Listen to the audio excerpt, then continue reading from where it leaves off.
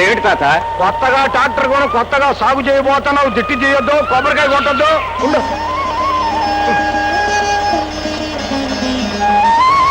తల్లి భూదేవి, చదువుకున్న నా మనవడు చక్రం చేత పట్టుకుని చేలోకి దిగాడు.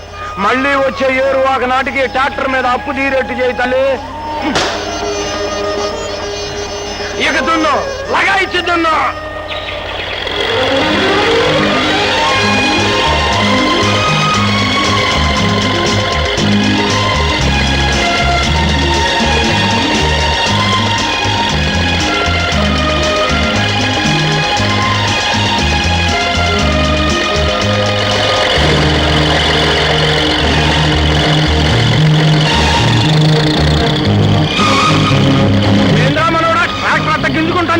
నాగలకేదో పట్టినట్టుంది తాత, ట్రాక్టర్ కదట్లేదు. నువ్వు పలుకు పట్రా.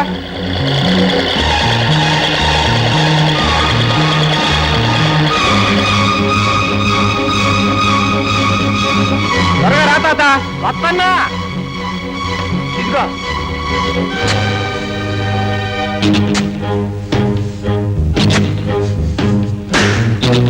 ఏదో కంగమని తగులుతోంది తాత. అంకెలు బిందెలు తగులుతున్నాయవరా?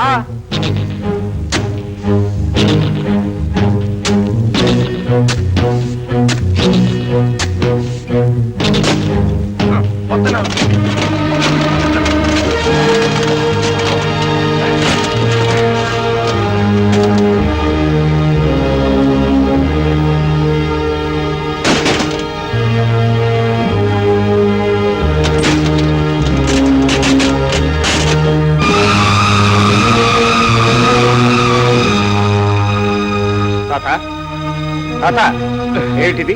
ఒరే, ఇది మీ అమ్మ పెట్టరా? ఈ నగలన్నీ మీ అమ్మయ్యే.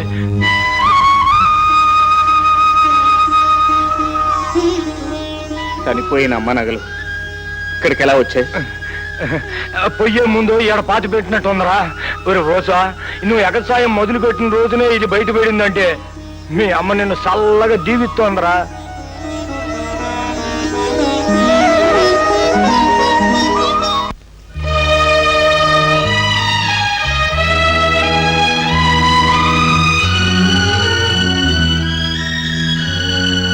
బాగున్నారా మావయ్య?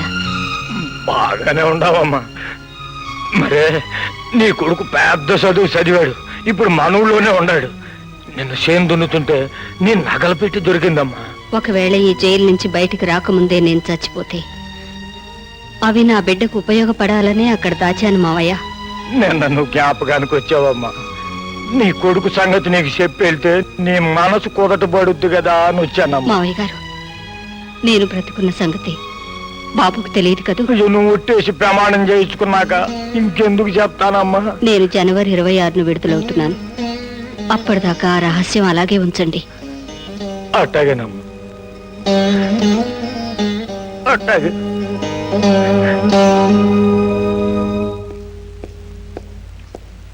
రాజు, ఏమిటి చిన్నబాబు ఇవాళ మా మీద తెలిచారు?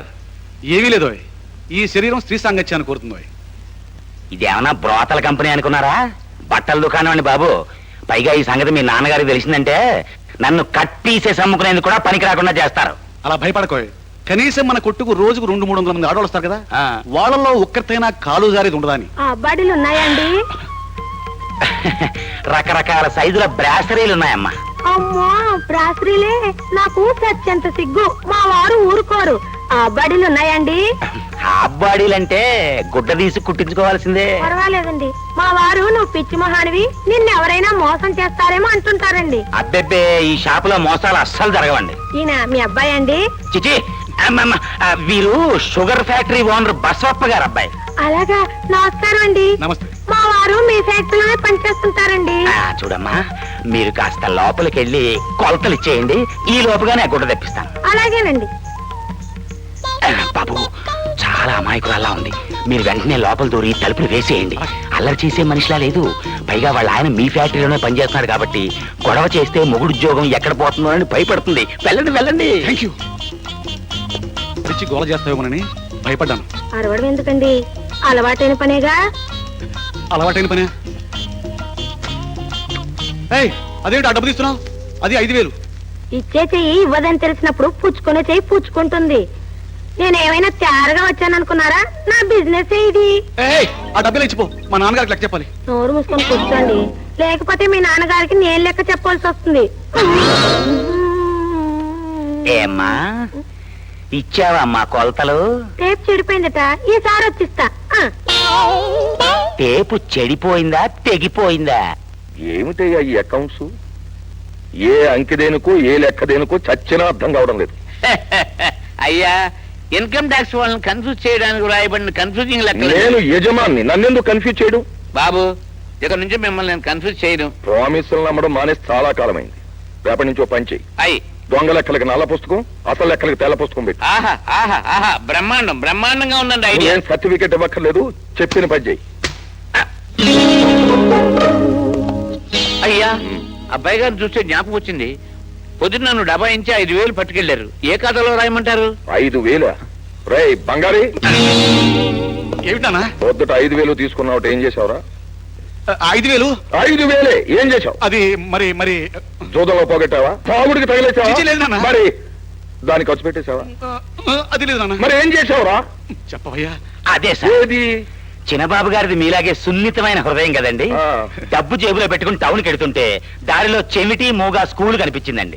టక్కున కారాపి 5,000 ఆ స్కూల్కి విరాళంగా ఇచ్చారండి. అది చచ్చచ్చా, మన వాళ్ళు ఎవరైనా మగవాళ్ళు చెవిటి వాళ్ళు అవ్వాలి కానీ మనం వాళ్ళకి డబ్బు ఎదురివ్వడం ఏమిట్రా? చచ్చచ్చ, నా కడుపుని చెడుపుతో పోతలకి. ఇదిగో రామస్వామి, నువ్వెక్కడికి? నాకు లెక్కలు చెప్పాలరా. నేను ఎక్కడ నుండి ఈ పిల్ల ఎవర్రా? నా కూతురుండి ఆ? నీ కూతురా? మరి సుబ్బడు పోలికలు కనపెడుతున్నాయేంట్రా? అవునండి. అవును, గౌరవంగా మాట్లాడండి. సూపరంటే ఎవరనుకున్నారండి? దీని సుయానా పెదనానుండి, అంటే నా పిల్లలకి సుయానా బాగుండి. అటువంటిప్పుడు నా అన్న పోలికలు రాకూడదండి. ఇంకా నయ్యో ఈయన పోలికలు అన్నారు కాదు. సొట్ట మొక్కండి, ఏమో పని పడలేదు. ఎవరు? నేనండి బుల్లిని. ఓరి బుల్లి, నువ్వు వటరా? ఒరే బుల్లె, ఆ ఇంట్లోకి ఊళ్ళో జనమంతా పెళ్లి భోజనానికి వెళ్తున్నారేంట్రా? ఆ ఇంట్లో గ్రామ సేవకి దిగిందండి. గ్రామసేవిక అంటే ఎవర్రా? సర్కారు ఉద్యోగం, రైతులకి మంచి చెడ్డ చెప్తుంది. ఆహా, అవును కదరా? అందగా ఉంటుందా? జయప్రదలా ఉంటుంది. అమ్మో, ఇక నాకు సందడరా. అందుచేత మీకెవరికైనా సరే ప్రభుత్వ పరంగా ఏ ఇబ్బందులు వచ్చినా నాకు తెలియచేయండి. రేషన్ కార్డుల విషయంలో కానీ, కుటీర పరిశ్రమల విషయంలో కానీ ఏ అవసరం వచ్చినా నన్ను అడగండి. అలాగేనమ్మా. ఎవరారు? నా పేరు బోస్ అండి, వెంకటనారాయణ గారి మనవండి. వెంకటనారాయణ గారు మనవడవా? ఏం చేస్తున్నావురా? వ్యవసాయం. వ్యవసాయమా? అవును కదరా, నువ్వు కూడా ఆ పిల్లని చూడడానికి వెళ్తున్నావా? ఏ పిల్లని? ఆ? దాంతో సరసమడ్డానికి వెళ్తున్నావా? ఏమయ్య, ఇంత వయసు వచ్చింది, గేదెలా ఒళ్ళు పెంచావు, బుద్ధి లేదు నీకేమన్నా? స్క్రూలు దాలూజు మాటలు మాట్లాడుతున్నావు? ఆ? ఎంత మాట అన్నావురా? ఆ ఊళ్ళో ఎక్కడి నుంచి వస్తాయి బుద్ధులు? నీ అమ్మకి సండాలపోతే దాని బుద్ధులు వచ్చినాయి నీకు. మనం ఏమన్నా అన్నా ఉంటే పళ్ళరాలు కొడతాను. ఆ? 50 ఏళ్ళు పైన పడ్డోని నన్ను కొడతావా? ఎవరాడు? ఎక్కడపోయా? చూసావయ్యి నన్ను కొట్టాడు. రోజు వాళ్ళు వాగితే కొట్టరంటే ఎవడెవడు కొట్టాడు అనుకున్నావు? బోస్ బాబు కొట్టాడు.